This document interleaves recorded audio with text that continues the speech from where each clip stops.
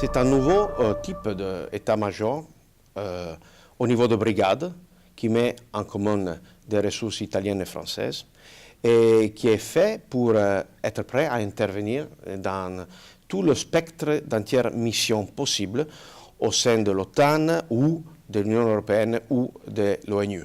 Quand la nation leader et la France, nous mettons 70% environ des personnels et les Italiens complètent le dispositif, et inversement quand ce sont les Italiens qui sont leaders dans la mission qui est accomplie.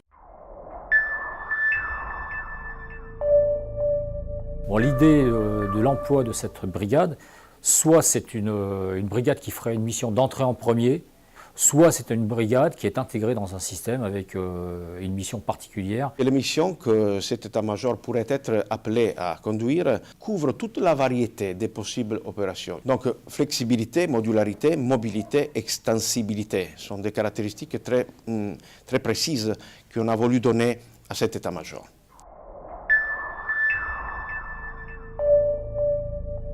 La problématique majeure, c'est l'interopérabilité. Cette interopérabilité, elle se décline selon plusieurs aspects. Interopérabilité technique, c'est-à-dire essentiellement s'assurer de la compatibilité de systèmes d'information et de communication qui sont indispensables à l'exercice du commandement. Interopérabilité sur le plan de la doctrine, pour s'assurer que les modes d'action des uns et des autres sont compatibles et complètement compréhensibles. Et puis, ce qui va encore plus loin, c'est l'interopérabilité des esprits, la problématique des échanges de culture, de partage d'une culture commune, et c'est ce que permet ce type d'entraînement, ce type d'exercice, où on cherche à renforcer et à acquérir un certain niveau d'interopérabilité.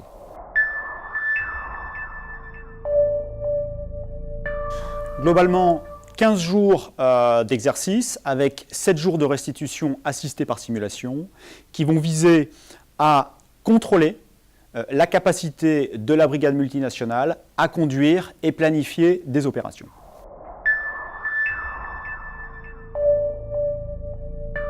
Une fois l'exercice passé, l'état-major est donc qualifié sur le plan opérationnel, et donc cette interopérabilité, on a acquis un niveau important.